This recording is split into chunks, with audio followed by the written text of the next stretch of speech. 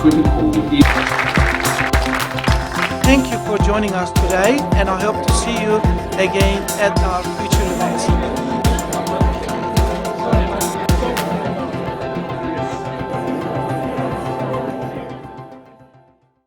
Good afternoon, everyone.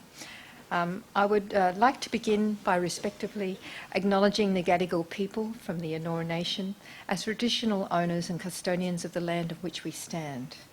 We pay our respects to their elders, both past and present. Hello, everyone, and welcome to another Affinity Lunchtime series. My name is Dr. Thea, and I work at UTS. I'm a senior lecturer there. And I'm also a member of the Affinity Advisory Board. Now, for those who have never attended an Affinity event before, let me introduce you to the organisation. Affinity was formed by a group of young Muslims in 2000. Their aim was and still is to promote multiculturalism and to foster intercultural and interfaith dialogue by building bridges between different groups in society. And they do that very well. To give you a brief idea of the work, we've got a short video to recap what happened at last year's Parliament dinner, the Iftar Friendship and Dialogue dinner.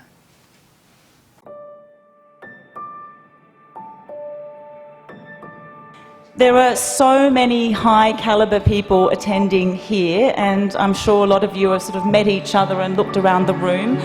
To begin our program, I'd like to call on Walangari Kantawara to present the acknowledgement of country.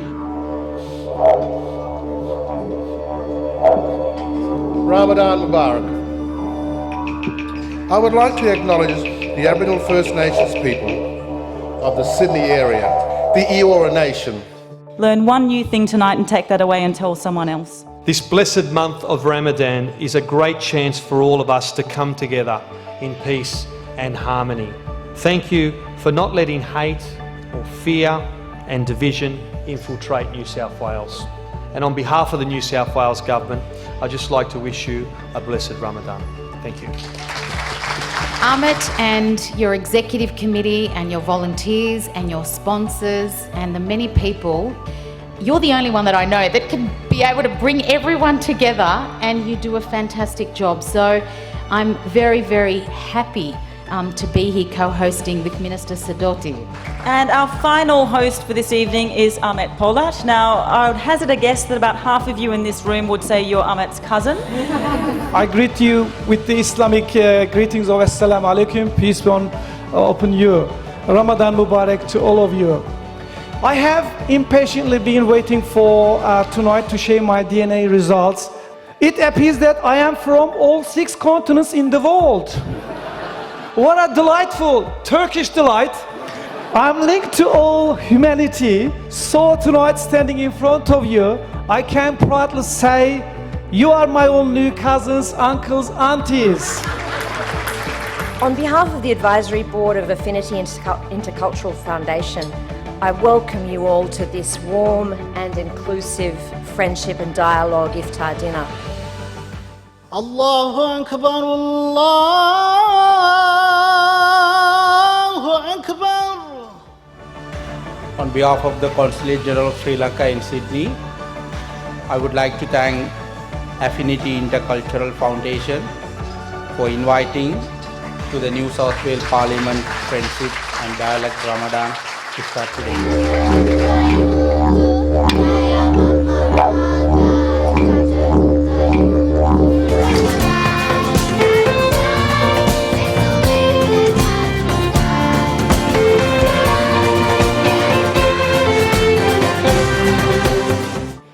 على ما هداكم ولعلكم تشكرون.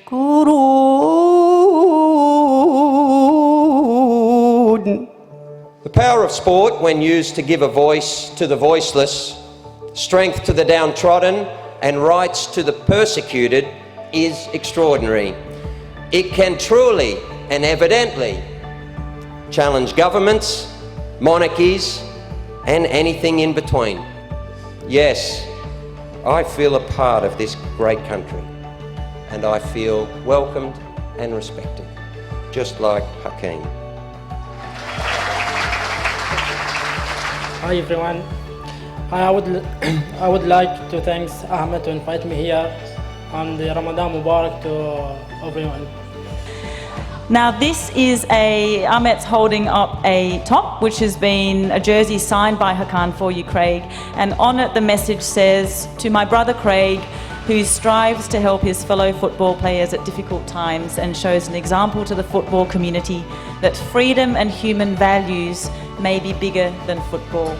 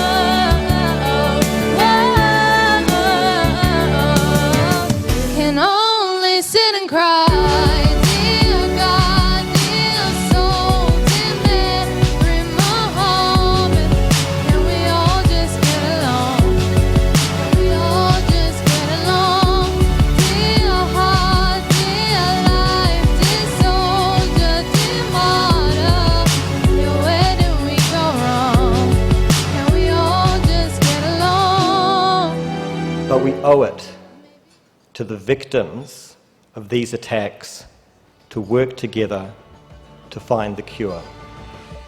And it seems to me that a good place to start is right here in this room, to help us break down walls by breaking bread together. Ramadan Mubarak.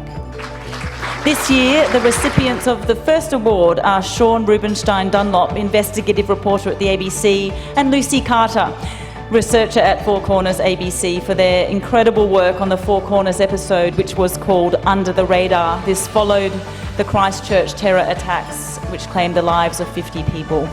The most important thing, I believe, it focused on building relationships with people in our region, and their relationships of mutual respect and friendship.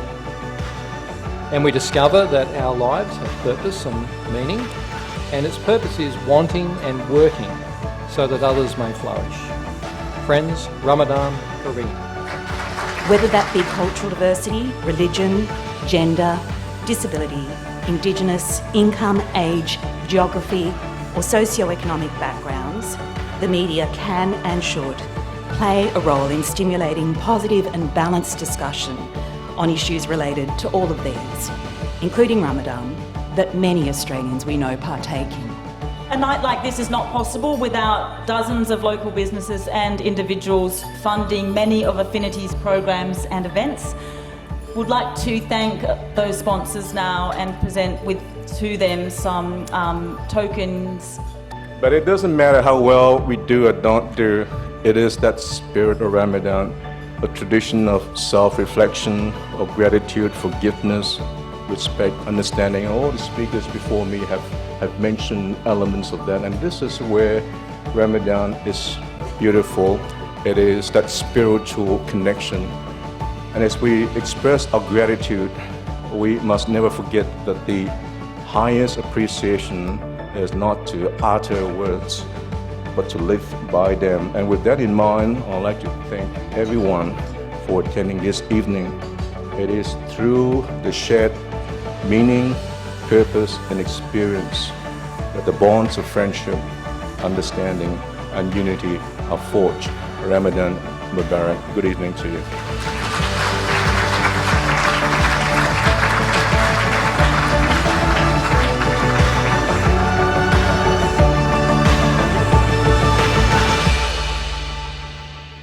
Thank you. Now, it's my great pleasure to introduce today's facilitator, Associate Professor Clive Pearson.